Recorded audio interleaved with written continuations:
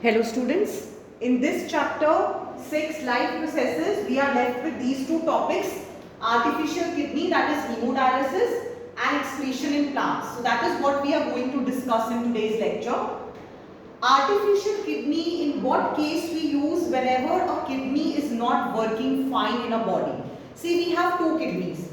If suppose one kidney is not working, how we will go about removal of the waste, okay? So this is hemodialysis, which is dialysis of the blood. Artificially it is done because naturally the kidney is not working. So artificial process is being carried out. So artificial kidney means in the process of this, the patient whose kidney is not working fine, there are certain tubes which will enter the veins and the arteries. Okay, the patient is attached to that dialyzing machine, which is containing dialyzing fluid. Now this fluid obviously will not be containing any waste. That is, it will not contain any urea. Like we talked about, it is the nitrogenous waste. So this dialyzing fluid will not be having any waste. Only the solution will be like plasma. It would be like plasma, the blood plasma, which is not having waste. Rest, it is mimicking the solution which is there in our body.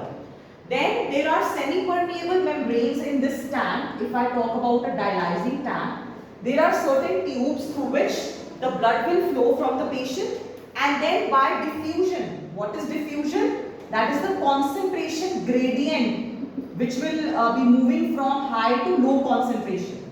So the waste will be moving out in the tank and the pure blood will be pumped back again in the patient. So that is how this process of artificial kidney works. Next is excretion in plants. Now what is excretion? Excretion is removal of waste. So in plants, how the wastes are removed? Like whatever is not required by the plant, that is a waste. That is waste. Like if we talk about excess water, that is what plant is getting rid of, excess water. Different compounds like gums and raisins. Okay, gums and raisins, this is not required by the plant, but it is useful for other processes. Then if we talk about excess of carbon dioxide removal during respiration, that is also excretion. Even during photosynthesis, oxygen which is released, that is not needed by the plants, that is released. Okay, that is also waste. Then whatever dead leaves are there, when they fall off, that is also a waste. Okay, so this is what is excretion in plants. Now lastly, let us look about at this these two terms, egestion and excretion. What is the difference? Both are removal of waste. That is a common factor in these two processes, egestion and excretion. But what is the difference? Egestion is related with the undigested solid waste, which is removed through anus.